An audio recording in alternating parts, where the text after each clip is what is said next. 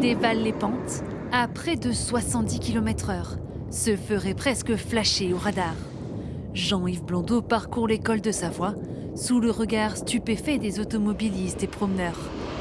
J'étais très surprise de la vitesse. Coucher comme ça sur la route, oui, c'est surprenant en effet. Avant de s'élancer à plat ventre, ce passionné de roller étudie sa trajectoire et prévient les automobilistes de sa présence, comme la route reste accessible aux voitures. Là, ils s'attendent à voir quelque chose, donc ils seront moins surpris. Il va même jusqu'à nettoyer le bitume. Je balaye pour avoir des lignes de trajectoire propres, comme je vais mettre mes roulettes juste là. Les roulettes, elles ont besoin de sec et de propre. Si c'est sale, ça va glisser. Dans certains virages, il utilise une brosse à dents pour éviter tout obstacle.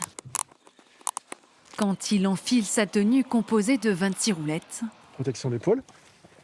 Jean-Yves Blondeau se transforme et devient rollerman. Avec l'armure, je vais pouvoir rouler dans tous les sens. Et puis, c'est une armure donc, qui protège des chocs.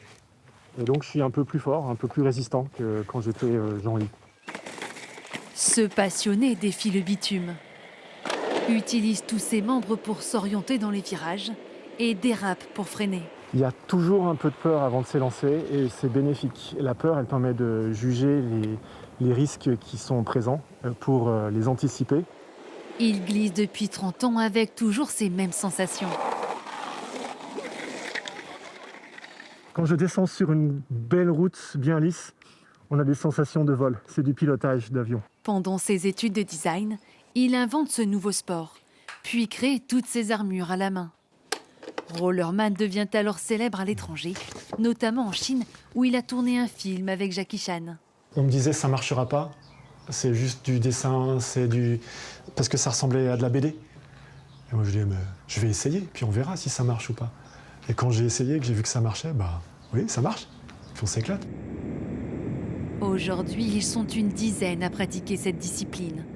Jean-Yves espère même ouvrir des écoles de pilotage pour partager sa passion.